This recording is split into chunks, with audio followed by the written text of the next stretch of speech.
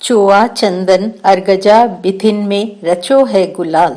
लेखक लक्ष्मी नारायण तिवारी, संस्थापक सचिव ब्रज सांस्कृतिक अनुसंधान संस्थान वृंदावन। होली का त्योहार हो और ब्रज का ध्यान न आए, ऐसा हो ही नहीं सकता।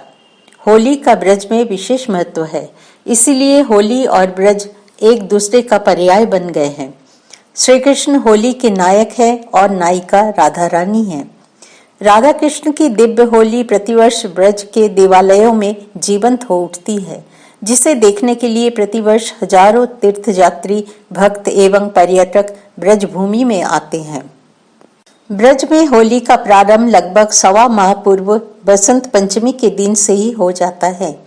वैष्णव देवालयों में बसंत पंचमी से श्री ठाकुर जी के सम्मुख चांदी के बटेरे में विभिन्न प्रकार के गुलाल रखे जाते हैं, जिन्हें दर्शनार्थियों पर छिड़का जाता है। फाल्गुन शुक्ला एकादशी से ब्रज के देवालयों में सर्वत्र गीले रंगों का डालना प्रारंभ हो जाता है। फाल्गुन शुक्ला नवमी के दिन बरसाने में विश्व प्रसिद्ध लट्टमार होली होती है, जिसके बाद मथुरा में श्री कृष्ण जन्म स्थान पर होली का आयोजन होता है। वृंदावन में फाल्गुन शुक्ला एकादशी से धूलेंडी तक होली होती है। इसके दूसरे दिन दाऊजी अर्थात बलदेव का प्रसिद्ध हुरंगा होता है। ब्रज में होली का समापन वृंदावन के रंगजी मंदिर में होने वाले ब्रह्मोत्सव की होली सवारी निकलने के उपरांत ही होता है। होली मूलतः रंगों का त्योहार है। ब्रज के देवालयों में विशुद्ध प्राकृतिक रंगों के प्रयोग की परंपरा रही है। ब्रज के प्रमुख देवालयों में ठाकुर जी की सेवा में केमिकल से बने कृत्रिम रंगों का प्रयोग अब तक नहीं होता है। होली से पूर्व देवालयों में पारंपरिक विधि से रंग तैयार किए जाते हैं।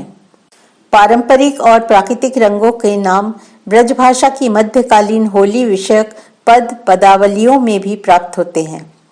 वृंदावन के श्रीधाम गोदा बिहार मंदिर स्थित ब्रज संस्कृति संस्थान में कई ऐसी दुर्लभ पांडुलिपियां भी संग्रहित हैं, जिनमें होली के अवसर पर गाए जाने वाले विभिन्न ब्रजभाषा के पद संकलित हैं, जैसे सखी खेलत मोहन लाल हो, ब्रज होरी आई रस भरी, चोबा चंदन अरगजा बिथिन में रचो है गुलाल, संग सखा अति सोहने, मदिनायक मोहन छैल, टोकत रोकत बधुन को, गोकुल में चलत न गईल, कर पिचकारी कनक की और फेटन सुरंग अबीर, चहु और रंग बही चले, चरचत रंग केसर नीर।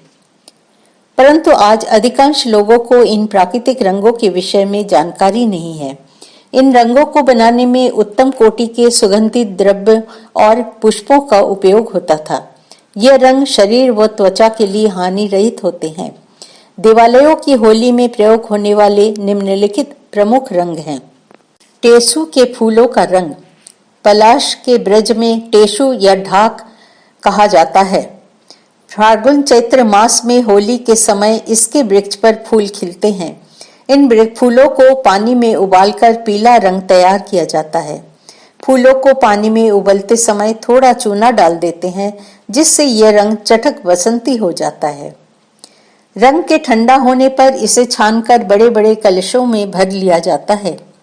होली के अवसर पर चांदी और सोने की पिचकारियों और कमोरी में भरकर इस रंग को दर्शनार्थियों के ऊपर छिड़का जाता है। कमोरी एक प्रकार का पात्र होता है, जिसका प्रयोग होली में रंग भरकर डालने के लिए किया जाता है। केसर। केसर एक प्रकार का सुगंधित व महंगा द्रव्य है, जो फूलों में से निकाला जाता है और कश्मीर में उत्पन्न होता है। इसे पानी या दूध में घोलकर सोने जैसा पीला रंग तैयार किया जाता है। यह रंग कुछ लालिमा लिए हुए होता है। होली के दिनों में केसर का रंग चांदी के कटोरे में भरकर ठाकुर जी के समक्ष रखा जाता है। केसर का प्रयोग रंग बनाने के अलावा ठाकुर जी के पंचामृत, तिलक, अंगराग, मिष्टान्न आदि में भी होता है। चंदन। चंदन पेड़ की लकड़ी से प्राप्त होता है। ये लाल, सफेद तथा पीले रंग का होता है। चंदन के पेड़ दक्षिण भारत में कर्नाटक तथा नीलगिरी पर अधिक होते हैं।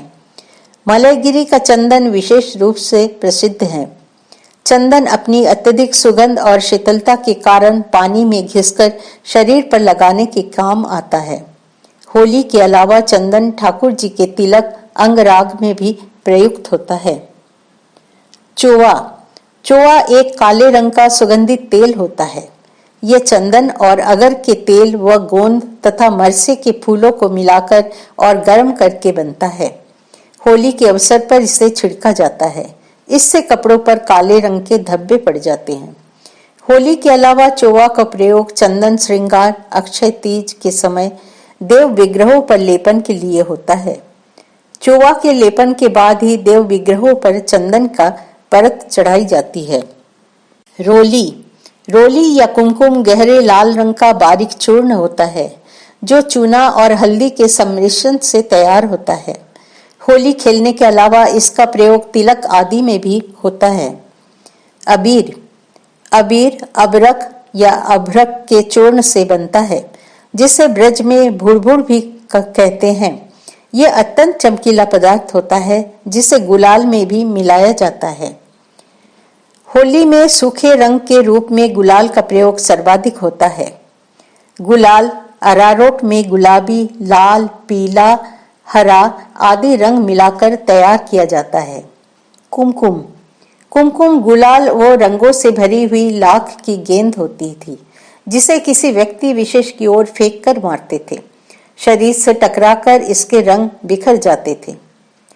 अर्गजा अर्गजा अगर वृक्ष की लकड़ी का तेल, गहला, बनफशा, गुलाब, चंदन तथा कपूर आदि के मिश्रण से बना सुगंधित पीले रंग का शीतलता प्रदान करने वाला तेल है जिसका प्रयोग देवालयों में होली खेलने के लिए किया जाता है। ये प्राकृतिक रंग देवालयों की होली को दिव्यता प्रदान करते हैं। देश विदेश से आने वाले हजारों तीर्थयात्री व पर्यटक ब्रजवासियों के संग इन रंगों में भीगकर अपने आप को बड़े भागी मानते हैं। भक्तजनों को इन रंगों में भीगकर भी तृप्ति में अतृप्ति की अनुभूति बनी रहती है। होली के अवसर पर ब्रज के देवालयों में रस उमड़ पड़ता है। ब्रजराज श्री कृष्ण और राधिका रानी के साथ होली खेलने का यही अवसर होता है। इसे कौन छोड़ना चाहेगा। भक्त और भगवान होली के रंगों में भीगकर एक रंग हो जाते हैं। तन मन की सारी ग्रंथियां खुल जाती है। धन्य है ब्रज के ठाकुर, दिव्य है उनकी होली और अद्भुत है उनके ये रंग। जय श्री राम कृष्ण।